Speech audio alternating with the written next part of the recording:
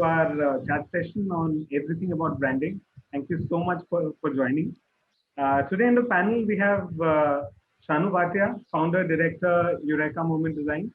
With her rich experience in design management and strategic thinking, she has directed projects that have won several prestigious awards. She champions the conscious and thoughtful use of cultural metaphors in her work.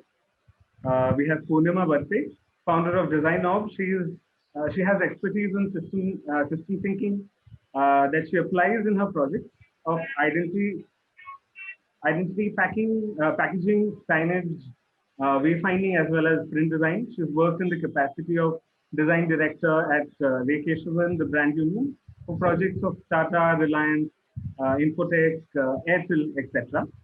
We have Krupa Sheikh, the creative lead at Strategy. Krupa is an entrepreneur, designer, typographer, and a design educator at ISBI.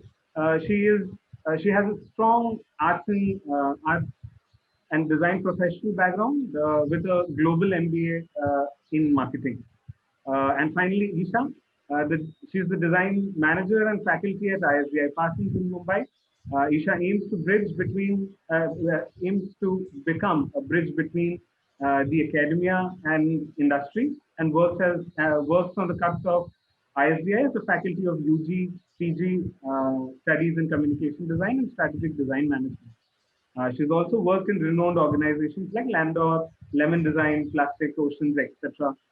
I welcome you all. A much deserved panel for this event today. Without taking much more time, I would hand over this event to the panelists. And thank you all for joining again. And follow us on social media handles and stay updated for much more such events. Become a member of ADI and avail a lot more on this. Over to you, Isha. Thank you, Shubhrajit. Hello, everyone, and welcome. We've got a really, really great and very exciting panel.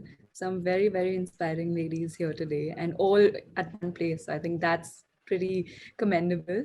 So I think branding gets everyone's pulse rating. That's why we're all here. And we all, feel really happy when we see something that we've done out there. So our format for today is basically we have some questions for the panelists, for Purnima, Krupa, and Shanu, and then we'll open up for the audience, and you can ask the questions directly. And if you want to put them in the chat, then you can also put the questions in the chat. And so starting for today, I think Shanu Yumo, as we all know, has been a leading design studio, right? And we've seen all the work that comes out.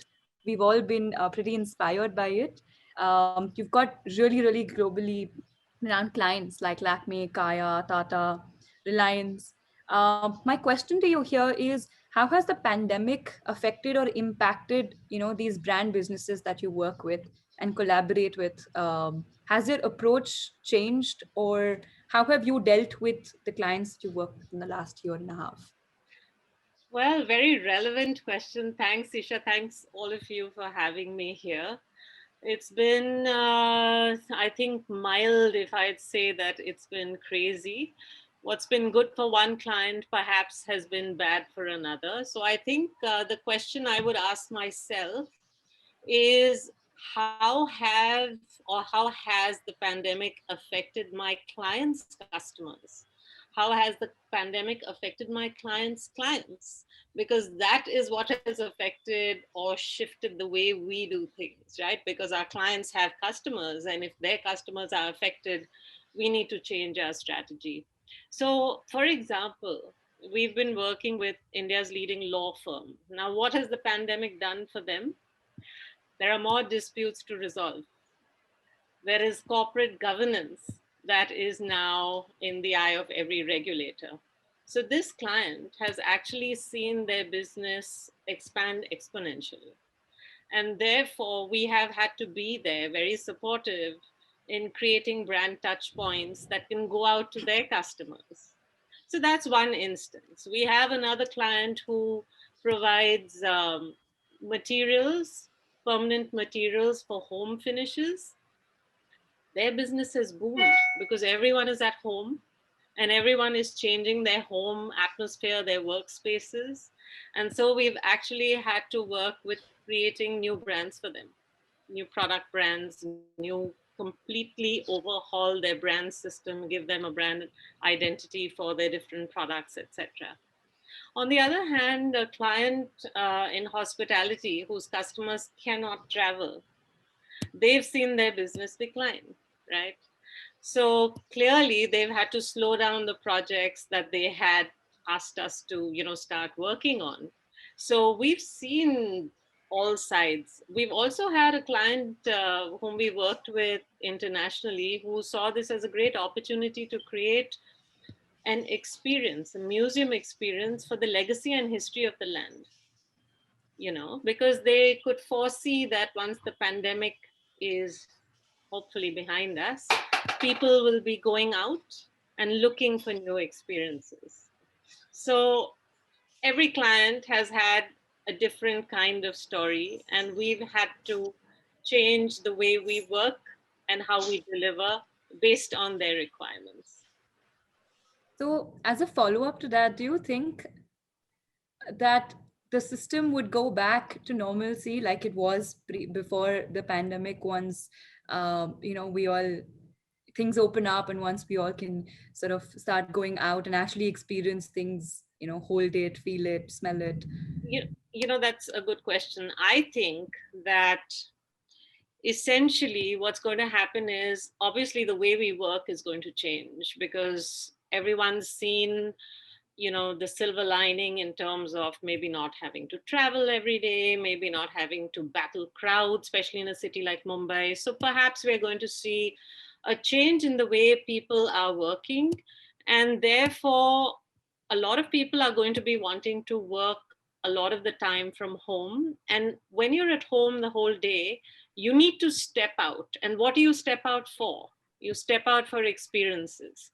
So I'm seeing spaces like restaurants booming. I'm seeing spaces like theaters, experiences, museums, all those areas where people are looking for physical experiences, which they are not any longer getting in offices. I'm seeing those as potential areas that designers can look at, and which will definitely bring positive impact.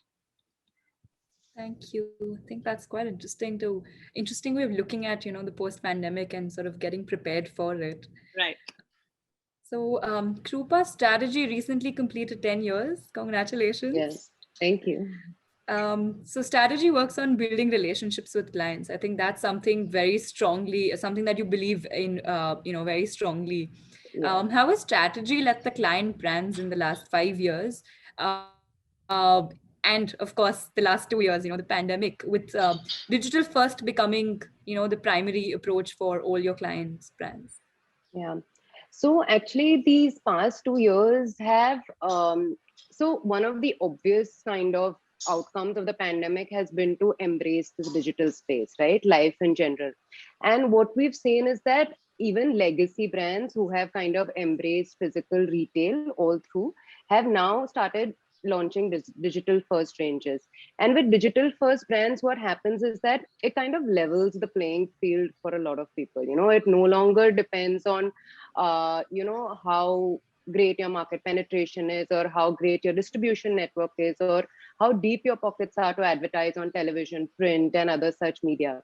So this has encouraged a lot of people to then start up with new brands, because it's become easier to enter the market. And in fact, in the past year alone, I think we've helped build about 5 to 7 brands, a lot of them in this immunity Ayurveda kind of space, because everyone is kind of riding the wave. So on the one hand, we have all of these new products that are constantly flooding the market. And on the other hand, we have the consumer who has now become that much more involved. So they don't really trust brands solely on the claims that they make or the products that they sell. They are looking for that reason to believe. They're looking for that differentiation within brands. They're looking to read more, and each decision then becomes a much more involved buying decision. So I feel like this entire process has led to a far greater need for brands to differentiate, to set that foundation in terms of your brand strategy, defining your tone of voice, defining your communication strategy, where you're giving that consumer the reason that they are looking for, rather than just looking at products and how beneficial they are for them. And it also becomes really important for brands to speak that one unified language across all of these touch points. So it becomes very interesting. And most of these digital first brands that we've started, like, people are now kind of understanding the value of branding. When they go out there in the digital market space, they understand that value for differentiation. And also, when we're looking at packaging, the context also changes, right? Like, the shelf space has now become redefined. It's no longer that physical space where you're with your competition and your front of pack is kind of dictating your claims and things like that. You now get to build that context, you get to build your story. So it's becoming very engaging and very exciting to work with these digital first brands, because we get to tell that entire story. So it's been very exciting this past year. So how do you then differentiate? If everyone's going digital first, right, and we can see everything on one screen, what is your mantra of then differentiating in the clients that you work with, if they're all in the same space or if some are in the same space? Correct. So we've actually really started emphasizing a lot on consumer research, because we feel that building this relationship of the brand with the consumer is the most important. See, today, 5 brands might be selling that exact same thing, right? But they need to speak to that consumer in the language that the consumer is going to understand and relate to. So we do a lot of research in terms of, so we don't really partner with research agencies. We personally like talking to consumers and, doing like these 15, 20 interviews. We do surveys, we do things like that. And we understand that what is that one hook that is really going to help us relate to the consumer better, or it might even help us identify certain gaps that our brand can fill. So, and then at times we also go back to the client, the brand, and we kind of fill some sort of we give them suggestions on product development, on pricing strategy, because they come to us at the inception stage. So we feel that we help them build the brand accordingly. And then all of our strategies are usually dictated by consumer insights also, and obviously the value proposition of the brand and things like that. So moving on to Purnima, Design Orb has worked with many corporate brands, Coca-Cola, Live Pure, Johnson Johnson, and the recent project of the Mumbai Metro, right, with JSW, which we've actually seen every time we're traveling, waiting there for hours. But do you think that branding has been a power tool for these companies to gain the popularity that they have, especially with a lot of, like we were talking with Krupa, a lot of brands going digital, advertising digital? Do you think that branding then becomes a power tool? Yeah, most certainly branding is a power tool, but I also feel that storytelling, which is a very, very important part of branding, is the real differentiator here. And that's sort of taking off from what Krupa was talking about, the consumer research, etc. But every brand has a unique story to tell. And I think it's important to bring that out. For example, when you talked about the Mumbai Metro, we knew when we started this that it's going to take years and years for this underground tunneling to happen. And all that people are going to see is, just dug up roads, which are an annoyance in Mumbai. So what do we do to liven this up a little? And the only touch point that there would have existed right at the beginning were these barricades. So, so far, the government projects have not used barricades innovatively or to tell a story about the brand. So when these barricades were done, they were talked about, and they sort of just stood apart, something that you looked forward to, that although you're being inconvenienced now, there is a better tomorrow coming, and probably feel a little proud about your city that this is the first underground tunnel happening in the city and connecting, far-flung places. So, of course, this is definitely a power tool, I would say, for brands. But it's also about finding the right story to tell. Then is the process much longer in order to convince larger corporations to do or use newer unconventional surfaces, right, to tell your story? So how does that process and how does that dynamics work then? Yeah, it's not really, because I feel everyone gets excited about a new idea. So quoting one very project that we have done quite some time back, this is I think in 2011 or 12, Coca-Cola had approached us to do the what do you say, the 100th century celebration can for Sachin Tendulkar. So the brief was to just create one can. And we said that, look, we are a nation of cricket mad people, and he's the god of cricket, and you are Coca-Cola, you have that reach. So why not just like expand this brief and let's make 100 cans? And we said, we'll tell the story of his entire cricketing journey. So what we did was each can had, how many runs he scored, where he scored them. And that sort of formed a graph. So when you put all the 100 bottles together, you could see that graph. Now this is a kind of storytelling that was not even a part of the brief, but the minute you see that idea, I think people do see sense in it. Whether it is corporates, whether it is the government sector, whether it is NGOs or SMEs, I think everyone loves a good idea and a good story. So I have a question for all of you, and I think we can take that one after the other. We've always, as designers and as a fraternity of designers, ADI and all of us included, we always try to look ahead of times, right? We always try to do something new, just like the example you gave. We're trying to, move things and use design as a tool. What is the next big step in visual branding? I think it's been stagnant for a while. And what is the next big step, especially with this whole 2 years of gap where people have actually gone back and tried to think and rethink and find newer ways, newer innovations? What is the next trend that you see in visual branding, in brand management, in strategy that actually holds the branding together? Shanu, you want to? Yeah, sure.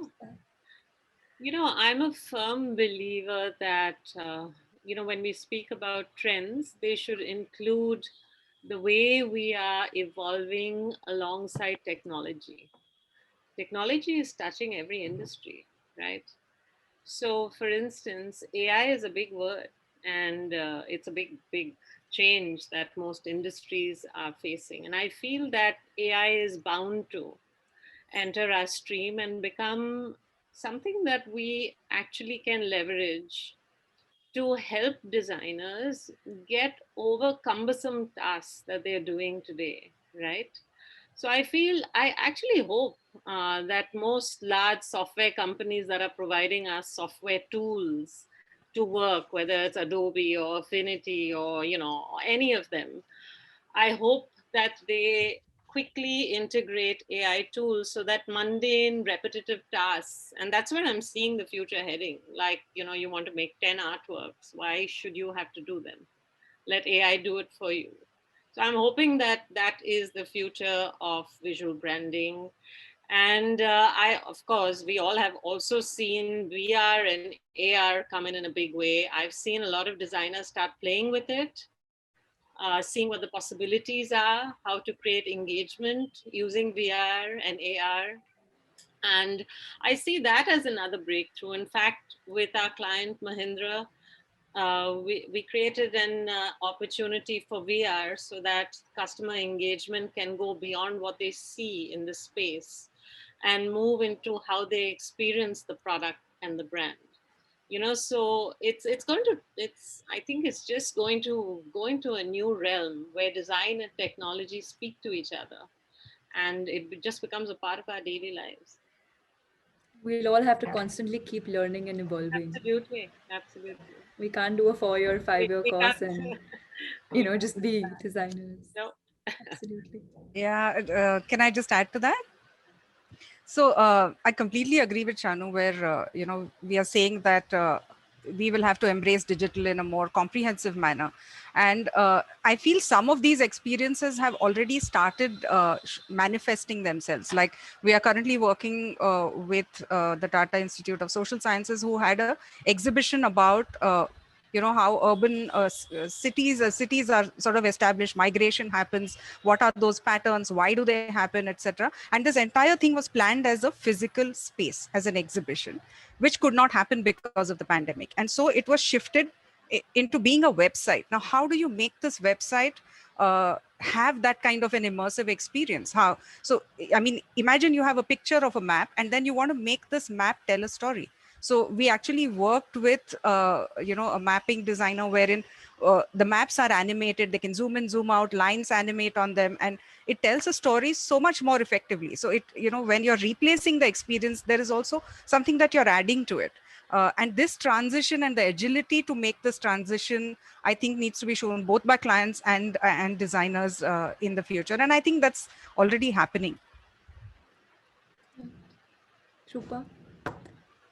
So I completely agree with Shanu and Purnima both that technology is evolving and we definitely have to keep up to date with that. And, we have to evolve our practices and keep up with technology. But I think the more interesting aspect of this is that the consumer is really evolving, right? And what is happening with brands is that a couple of years back, we had brands that came to us and said that we want to speak to everyone. We asked them, who is your target audience? They're like, my target audience is everyone, But I feel that in the next couple of years, everything is going to become hyper targeted. Even with the way that communication is being layered, see, we are no longer restricted by mass media, right? We don't have to give that one message which is going to reach out to 1 million viewers. We can kind of, the brands have the power to segment their audience and talk personally to that little group of people. So I feel that the entire way that we will start approaching brand strategy is going to start coming from understanding how that consumer is evolving and how then we are talking to this very involved, informed, very kind of, and also paradoxically, a consumer which doesn't have any attention span. Like you have 2 seconds to get someone's attention, but then once you get their attention, they want so much information from you, So that entire layering of the messaging, the entire communication strategy, I think all that, obviously embracing the technology that the way it evolves, I feel that this understanding of this evolving of the consumer is going to be imperative. Because what has happened is that, I feel that brands eventually would have got into the digital space, right? In the next 5-10 years, for sure, most brands would have gone digital first. But this pandemic has acted like a catalyst. It's kind of accelerated that process. And suddenly in this 1 year, there's like this big boom in the digital space of all the brands that are fighting for that space. So I think that along with technology and the consumer together, the next 5 years are going to be super exciting for branding, in my opinion. I think it's going to be really fun. You've got very interesting takes, but now I have a personal question, and this comes from interacting with students a lot. And I think Rupa will agree with me on this. A lot of students want to, they come into a design college across the country or even outside the country. And then, this whole UI and UX kind of obsession, plays with their mind, and everyone wants to look for jobs in that space. So what is your take on jobs within the visual design branding space? We AI work for us, but we still need somebody to facilitate what we want it to do, or what we want some other people or younger designers to do. So how does that shift in younger designers coming in look like? Any of you who want to take that? So I've actually interacted with a lot of students over the past couple of years, and I have a lot of junior designers as well. And, I just feel that maybe it's the time to move away from the specialized kind of design. Like I'm going to be a packaging designer or I'm going to be a UI UX designer. I think it's more important for designers to start looking at communication design as a whole, because I don't think there is that much segmentation anymore, right? Every brand is going to have a digital presence, maybe have a physical presence, website is a given. So I feel that if we can kind of look at it, and skills and the thought process kind of need to go hand in hand. So the skills will be taught that, okay, this is how you do your software skills and all. But I think that thinking from a brand point of view and that comprehensive outlook is something that I think will really help them then evolve with technology. Today they might learn HTML5 and CSS3 or wherever we are at, but when they graduate, the technology will have changed. So I think maybe gearing their thought process, teaching them that logic, teaching them that approach on communication design as a whole is something that I think will be beneficial for designers moving into the industry. Absolutely. I think being the youngest in this panel, I can definitely say in just 10 years, the softwares I had learned in college, Yeah. definitely we don't use them as much anymore. So, I mean, Correct. and that has just, it's accelerated, right? What they used 2 years ago is now, Yeah. we don't use that. So, Yeah. absolutely. I would, in fact, go a little ahead and say that, software is just a tool, and I see a lot of Agree. designers don't sketch anymore. And Agreed. I feel it just liberates your mind if you take your pencil and start sketching, whether it's Yeah. identities or any concepts or whatever it is. Yeah. One shouldn't be limited by what the software can offer. And you know what happens on the software is then you get stuck on which font to use, which color to use, and that idea never really comes out of your mind. So I agree that sketching, like at least penning down your ideas on paper, are very important. Oh. Shanu, you want to add to that? Yeah, I mean, I feel like I've been saying this for the longest time. Don't treat design and design services in silos. It is about one client. It's about providing what works, what service they need at that time may be different from a service they need at another point in time. And so it's really important to have a larger outlook to what clients need. And we're all servicing clients after all. So when we're looking for designers today, I always ask for visual communication designers who are proficient not only in type graphics but also in UX and UI. And that's just the way it is, because in fact, I'm surprised when I get applications which are not a little broader, a little deeper, or at least applicants who want to explore more. you know I think the time for single-minded specialists is, like, at least for now, it's done. People need to go out with a larger skill set and be open to possibilities. I do also feel that language skills is an area that gets often ignored. And as communication designers, ideas actually formulate as words and images. And I do feel that language kind of gets ignored along the process somewhere. Engaging with content is as important as, creating a visual rendition with that content. So that is another aspect that we do look for when we hire. So we're going to open up the questions for the audience. So whoever wants to ask, you can just unmute yourself and please ask the question, and also tell us who you want to address the question to.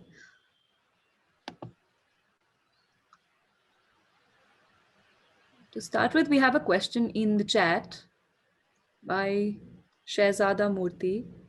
Can meaning making a purpose be a part of the branding since people are losing meaning in the digital era? Should I ask this? Hi. So I should should I ask this question verbally also? Is that right? Sure. Go ahead. So basically, in today's time, I mean, like, people don't have. I mean, because of social media and a lot of like Netflix watching and all that. So we don't, I mean, like, interact with people a lot. So that sense of like community is going away like slowly. So can branding also get into that as well, like tapping into the the idea of purpose and all that.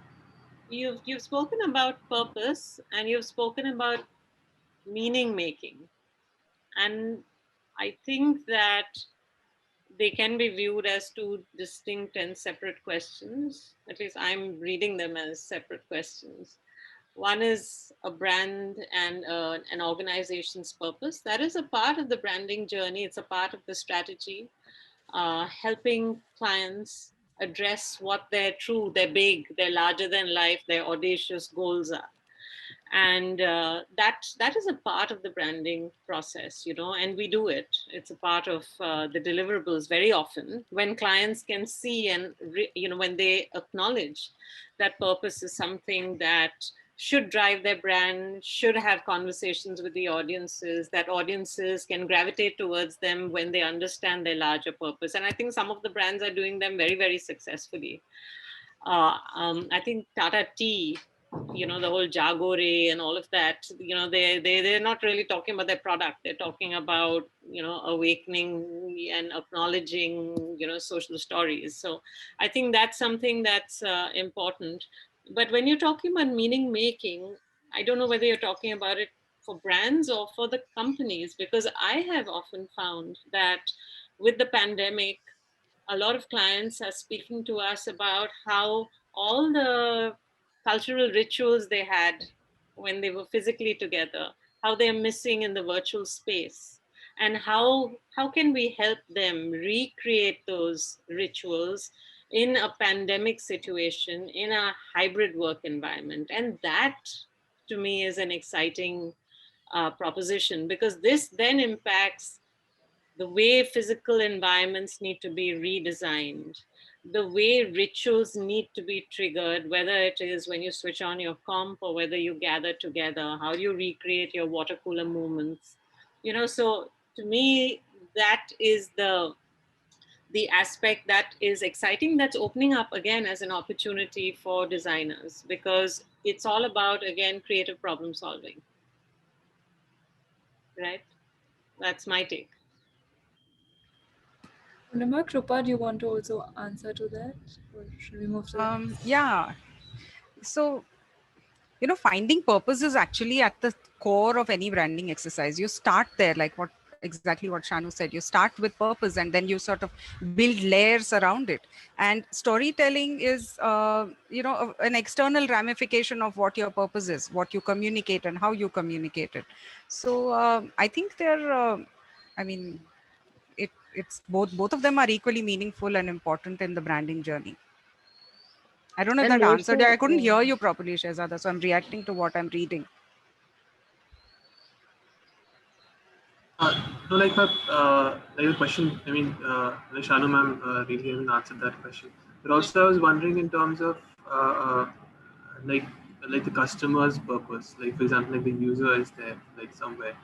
Can brands also, like tap into that kind of psychology? Like, like as a user, like people are say, like they might be losing meaning. Like a purpose, like in their life. So could brands also tap into that also? Oh, you're looking at it from the user's Customer's perspective. point of You're view. talking Yeah. about the fact that users themselves are kind of skidding sideways. Right, Is right. that what you're saying? Yes, yes. Saying that they're Think kind so. of losing that hook Yes. that makes them, that motivates them. Right. Oh my, that's a very interesting thought. It's a very interesting. I haven't really come across that in during the pandemic from my client's perspective. But I think that if any of you want to respond to that, have you all had that Yeah, experience? we did have one. We are still working on the project. So it's an edutech company, and if you see a lot of work that's happened in the edutech industry, it's about skill imparting or coding, robotics, and stuff like that. This is for young children. Whereas this company has actually said that, we want to talk about higher order thinking skills. We are talking about critical thinking. We are talking about problem solving. These are things that schools are actually imparting to their kids. Certain schools are sort of looking at education very differently. And I do feel that certain brands are actually responding to this in a digital world, and getting children to actually find that meaning in education rather than just doing one class after another online. I think to add to that a little bit, sorry, please go on. go on. Go ahead. So to add to that, I also feel that what the pandemic has done is that it's sensitized brands a little bit to the public sentiment. People are now more aware of when to say what, or how to kind of take that public sentiment and tailor your communication accordingly. So I feel that eventually we might get to a place where the purpose of the consumer also features into our communication. Like brands are becoming a lot more empathetic in there. Like I'm sure most of us must have this month at least seen one communication of this Pride Month. Like brands are becoming inclusive, they are becoming empathetic, they are becoming. So I think we'll eventually get there. Like brands will have to keep the purpose of the consumer in mind along with their own brand purpose. Adding on to that, we had a client that we were working with it was also an edutech company, and the brand was leading the consumer's purpose. So it didn't work as in consumers had a purpose, their consumers had a purpose, but the brands wanted to create a purpose for the consumers, right? And it was more of going back to a Gurukul system of education after your 12th standard. So how do I use the summer to give the higher order, critical thinking or just logical reasoning, and build that thinking capacity? Because most of our jobs, the white collar jobs are now more thinking, right? Just like we're talking about, visual design is more strategic than just actually having a visual rendition. So I think it works both ways. So there were a lot of consumers and a lot of buyers and takers for that. As parents, obviously they're the more decision makers, and then brands also putting that out there. So I think it works both ways. Yeah. I'm gonna just go on to the next question. We have a question from Subhrajit. When should a brand go for a rebranding, and what are the trends kept in mind while doing it? There is no mention anyone. Yeah. May I? Yeah, go ahead. Yeah, go ahead. So there's no real formula as to when is the right time to rebrand. There might be several, junctures that a brand or a company reaches where they feel that, look, we need to announce ourselves differently or reposition ourselves. So it might be, a shift in the kind of work that they're doing or services that they're offering. It may be a different acquisition. It could be multiple reasons, and this occurs at different points in time with every brand. So there is no real single formula like which is the right time to rebrand. But if you feel you have something different to offer, there's something new happening, and there is a fundamental shift that's required in the way you're telling your story, I think that's the right time. And also it's not about a trend really. It's there is no trend in when you should rebrand, but there are typical junctures that one does observe that brands choose to undertake this exercise. I agree. I think that what I've seen in our experience is typically when a brand is going into an IPO, then they need to rebrand. They need to present themselves differently, create a perception. And so that's a marker for them. Of course, acquisitions, of course, divestments. Clearly, when the younger generation is now called to take a seat at the table, very often they want a shift and they want to project that there's been a change in the way that they're going to manage the company. So different times in the life cycle of a company and a brand, and obviously at launch. Yeah. Thank you, Purnima and Shanu. Just in addition to the question that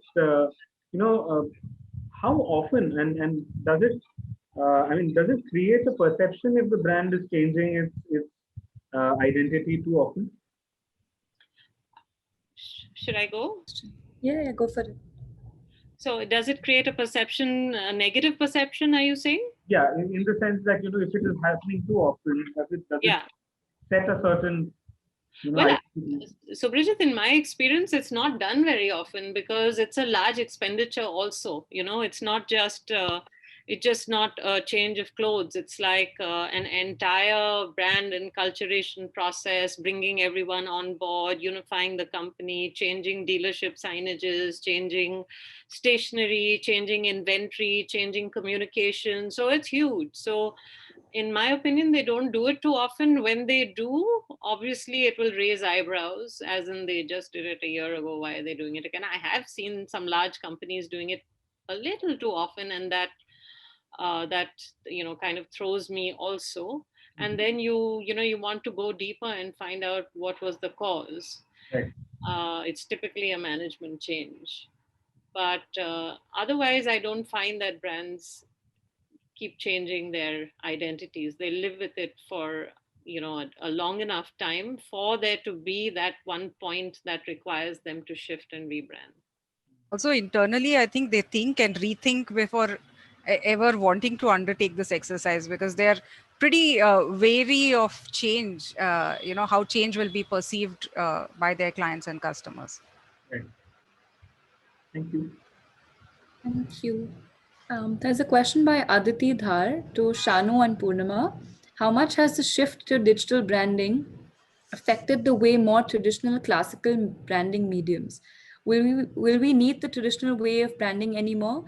What part of brand strategy will have to remain traditional in some sense? It's a lot of questions in one. Good question. They are good questions. Uh, See, it's the thought process. Let's separate the thought process from the product or output, right? The thought process is the driver of the expression, of the touch points. It is the research part, it is the immersion part that's not going to change. You're going to have to do it whether it's your output is a traditional medium, whether your output is digital. The whole design thinking, as it's being bandied about, the entire design process is very robust. It stays. Now, if you're asking how is the output going to change, are you still going to be needing, for example, publication design? We've just completed a publication design. There are some clients and companies who like to, in fact, differentiate themselves from the digital noise by creating something tactile. So you can't get away from it. Traditional media, traditional deliverables, touch points, collaterals will stay, and they will find a reason to be distributed. I think there will be more specifying when what is required. And I think we help in that process as a design team, as design firms and companies. We need to lead the management down the right path and say, this is the point where you need maybe a retail presence. This is the time when you need, branding for experiences. This is the time when you need to stay digital. And, I don't see any of it dying. I hope I have answered some, if not all of the questions. I can't find that question. May I add to that? Please. Yes, sure, Purnima, go ahead. I think Shanu is absolutely right. And we'll also see from the client side a push towards going hybrid. So you would have instances where your client needs certain branding or communication done, and you'll end up working on both on a digital push as well as traditional collateral. And of course, strategy is sort of central and separate from the externalization of it. So we were working on a flamenco festival website, which was meant to happen in the physical world, but has now got truncated. So this is in Stuttgart, and the entire website is in German. And so not understanding the language, but we landed up doing the website wherein there were workshops that people could sign on for physically, which were very, very limited. And then there were online workshops which you could purchase. And then there was some part of the festival which was actually happening in the theater. So there were the physical collaterals that we are doing for it. So it's a completely a hybrid model. And the push for this also comes from the reality that we are in. And I'm sure, so with this, what's going to happen is people around the world are going to be able to possibly partake in events that are happening across the globe. So it also opens up the fact that even if the pandemic is over, there would be digital touch points, which will encourage people from all around to participate more openly. So I think we'll have both, almost like a hybrid structure. Thank you. We have another question from Anshu. How do small artists run brands or outfits reach out to bigger client base? Most cannot afford to pay brand firms. How do they balance between just being creative versus doing both, create and market? Krupa, Yeah. So I think that a lot of what happens with a lot of artists and creatives is that we feel that we can do it all, right? So we'll create and we'll market and we'll do it all. But I would strongly recommend that you need to go to specialists, right? Who are going to help you reach that client base. Then you don't have to invest that kind of money in making your brand film, or the money that you invest then goes directly into your lead generation or goes into getting it. It starts with minuscule amounts, like you can decide to invest 50 rupees a day, if you want, right? When it comes to social media marketing, digital marketing. And like we rightly discussed in the previous question, that this digital kind of era is here to stay, right? It's not kind of going to change, or things are not going, the digital space is not going to go dead again once the pandemic is done. So going to specialists is something that is very important. They need to kind of go to someone who's going to help them market, because unfortunately the creative people have brains are not entirely wired towards the marketing and selling part of things. So I feel that you should definitely just approach a small time marketing person who will help you strategize and, you know, build your content and kind of reach that right audience that you need to. Also, we have seen a lot of rise in social media marketers and, you know, social media branding experts in the last 3 to 4 years. You know, pandemic, of course, accelerated it, but so many individual freelancers are here to help everyone. So I think it's not too much of a cost when you just have one person helping you versus absolutely. The next question is for Purnima and Shanu and Krupa, actually, all three. Which Indian brand or company, in your opinion, has been tremendously successful in the shift to a strong digital branding across any sector, and what can we learn from them?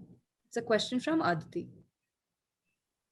You know, I've been actually bombarded by, because social media allows you to propagate, promote your brands.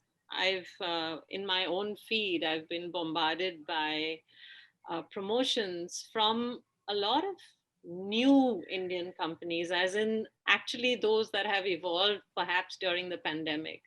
So you have cosmetic companies like Sugar Cosmetics. And I mean, they have propelled themselves into, you know, cognizance. People are now, you know, of course, they've got funding now, and they have used digital and social media so effectively that they are in the consideration set. They are actually a name that pops up when you are looking at, for example, buying cosmetics. So I feel a lot of the new companies, so I've also obviously seen in this pandemic time, a large brand like Reliance has also launched their services with Reliance Smart, and, you know, deliveries which are don't have minimum orders, etc. So these are feelers we are getting from brands in all our feeds, right? So I feel that some large traditional companies like Reliance have made this an opportune moment to shift into a space where their customers, you know, can get the convenience of buying all their products perhaps in one space. Perhaps they'll diversify into smaller units later, I don't know. But they have definitely created impact. But what's interesting is the smaller brands that are digital first, like Sugar Cosmetics. And there are a lot of smaller brands that have made their presence felt by going into digital. And now they've become go-to for many people, actually. Yeah. Sorry, Krupa. No, I was just saying, to add to that, actually, Fevicol has had this iconic campaign in the TVC space, right? Print, TVC and all. And they've actually seamlessly moved that campaign into the digital medium very well. I mean, campaign is just a small part of the overall brand experience, but I think they've done a fabulous job with all, like, you know, that same kind of messaging, that same kind of emotion has entirely been translated into the digital medium. So I think that's a really great example. I also feel few months down the line, we are going to see a lot of this transition happening, wherein you know, there are brands who employ traditional techniques where the TSAs would go and meet dealers and you know, market their products, etc., to shifting to an app-based ordering system, wherein you know, the TSA is only going and doing an introduction to the top dealers, and just phone calls, and the app is going to ensure that the entire line of ordering the product to it be reaching the consumer is digitized. And we are actually working on one such project, which is a UX project now, and I'm really excited to see how that turns out. Thank you everyone. I think that's we don't have one example, of course, but we have our own examples and set of examples. I think we should all just start listing them out, you know, especially for students. I think it's quite EduTech has really taken off in this lockdown. Yeah. Poor So there's kids. another, sorry. I said poor kids, but Yeah, poor kids. So we have a question from LK Das to everyone. When starting out in branding, is it good to be specialized in a particular industry or be generalist, which serves many sectors?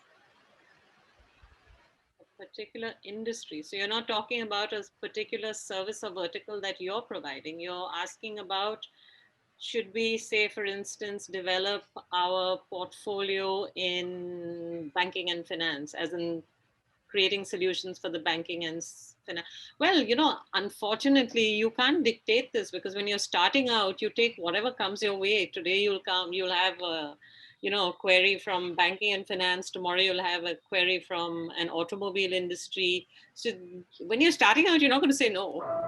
So I don't think that choice lies with you when you're starting out specifically, since the question asks about that.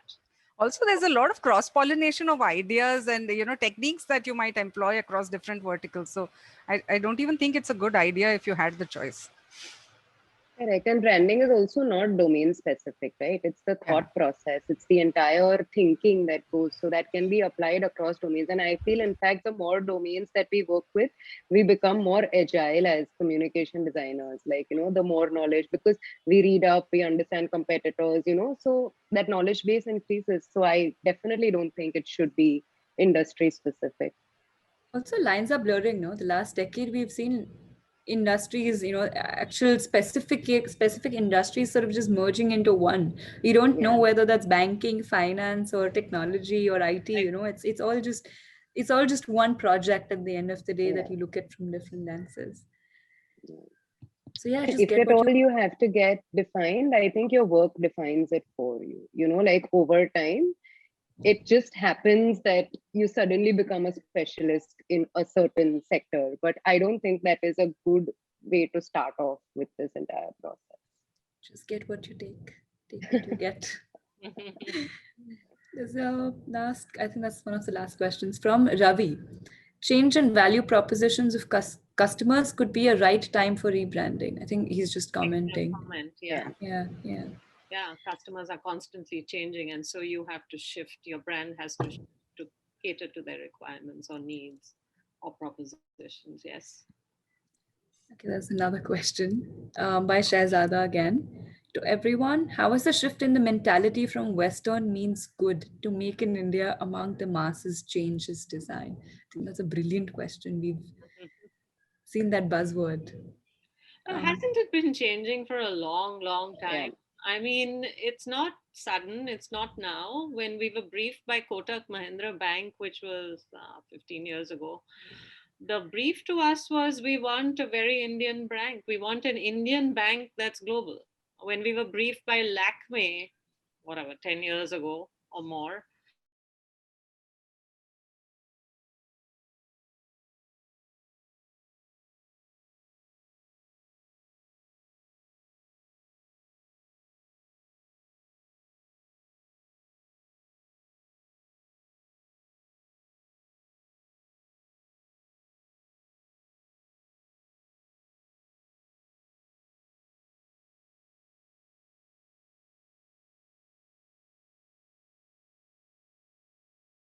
and can actually play on whichever strength they need to.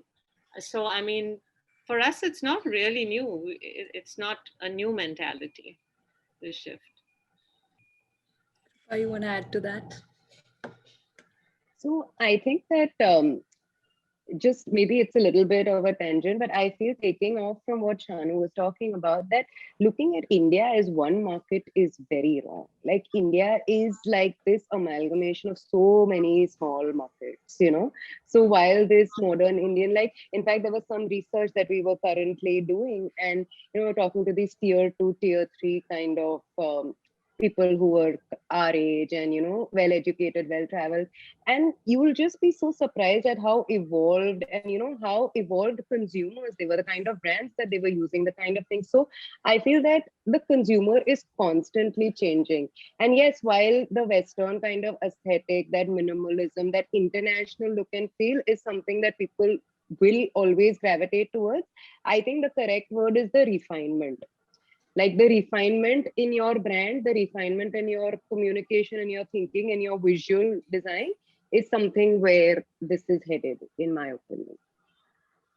And it's always an answer to, who your consumers are, any kind of design that you're doing. So you may land up working on branding projects and product packaging, for example, that is mainly being used in tier 2, tier 3 cities. And then you have to respond to that need.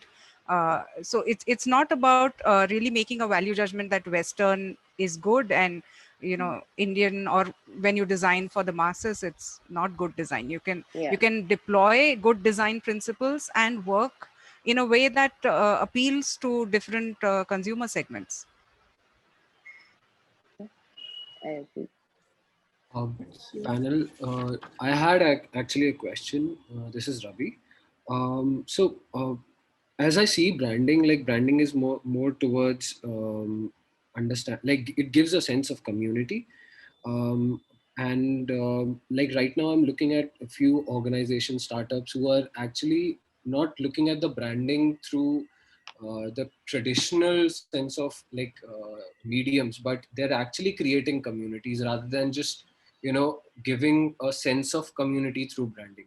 So like do you have any sort of such organizations working with you where the outcome has been like good with respect to like creating actual communities rather than just giving a sense of community? I haven't really, but I see new platforms that are springing up that actually allow brands to speak to communities. Some people say that they are leveraging such platforms. For example, Clubhouse. It would be, I think, considered very inappropriate if brands start selling themselves. But if they are talking to communities, if they are creating communities there, then it's a complete shift from what they traditionally do, right? So they can be speaking about, say, biases. As a brand, they're speaking about biases, say, in selection of clothes. And that becomes a topic towards which people or communities gravitate. So it's an interesting platform that allows brands to now talk to a set of believers, or like we said, create these communities that once they kind of understand that this is what the brand is bringing to them and allowing them to participate, then a certain loyalty, a certain affinity is created with that brand without the brand having to promote itself or promote its products specifically. I haven't, unfortunately, had the opportunity to work with such a firm. I'd love to. But I also know communities are fluid. So, I mean, that's the right that every individual has. Today, I like something. Tomorrow, I want to be a part of something else. I do feel I that think brands Harley have... Davidson, Yeah, sorry. I Yeah, was just saying Harley Davidson is going to Yeah. be a great example for communities. Yeah. Yeah. Or Royal Enfield. I was just thinking of Royal Enfield, and you have such devout brand following on that. So I feel even traditionally brands have created this follower base, and it's not superficial really. It almost becomes a part of the way an individual defines himself or herself. That sense of brand loyalty is something that becomes a part of who you are. Those are like cult followers. Yeah. Badge brands. Yeah. Makes sense. Thank you. Yeah. Thank you. I think we're going to wrap up with the last question. That's for Krupa. Question reads, for startup brands, especially a fashion startup, who may not have the resources to do consumer study or understand their target audience, how would you recommend they go about reaching an audience? That's question by Aditi. So I think that people have this notion that research means a lot of money, that I need to spend a lot of money to kind of do in-depth research. But I think that even if you get a small sample size, right? Today, who are you designing for? It's very important for you to understand who is that person who's going to come and buy your clothes that you are making. And even if you could talk in detail for 5 to 5 people for half an hour, and just understand what are their needs, what are their wants, what are their buying patterns.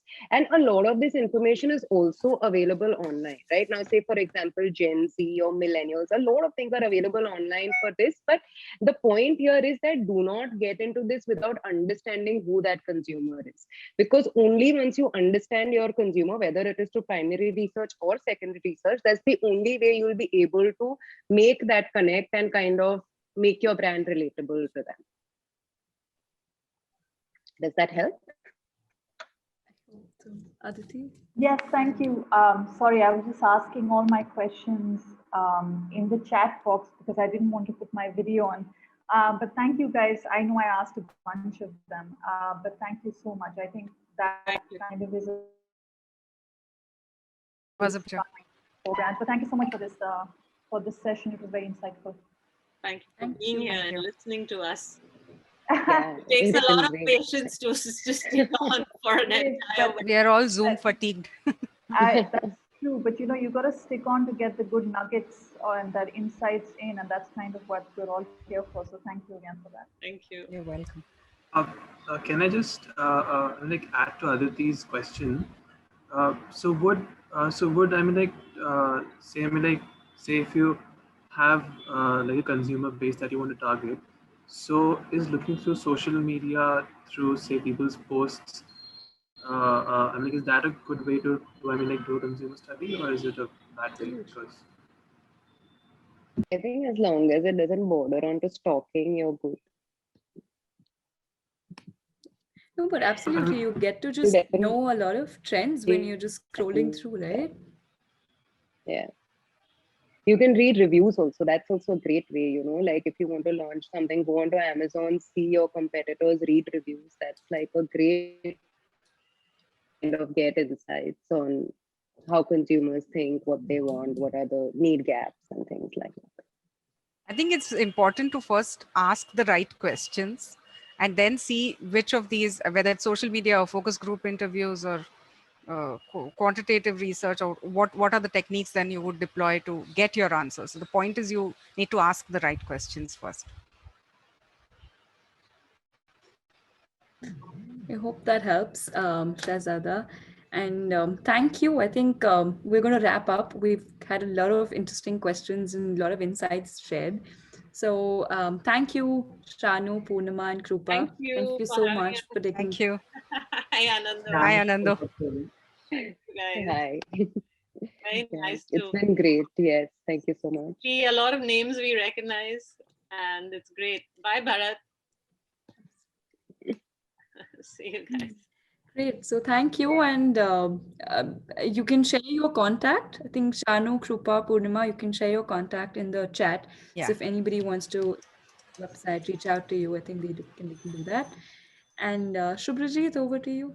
Yeah, thank you so much. The whole panel had a really fiery chat on branding, and I think a lot of new insights that have also come in. Some things that we are now heading towards, which is what is probably setting the new trend.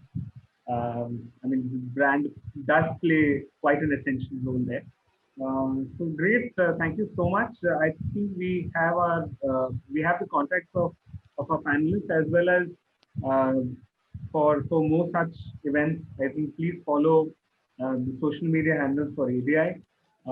Actually, to wrap up this, since we have such brand experts here, any suggestions for ADI as a brand, and anything that you think that could be a potential direction? Anyone? Actually, that Shanu has also been a president, and I think Purnima and Isha are ADI members. Yeah, I think internally, Shubhra, we are working on it, right? So we'll see something soon. Right. So thank you so much, and thanks again. And I think so there's the ADI handle also available on the chat, the Instagram handle, and also please join as a member so that you can actually avail a lot more apart from just the conversations and talks. So there are a lot of exciting things coming up soon. Stay tuned. Thank you so much. Stay safe, guys. Thank you. Thank you for having us over. Take care.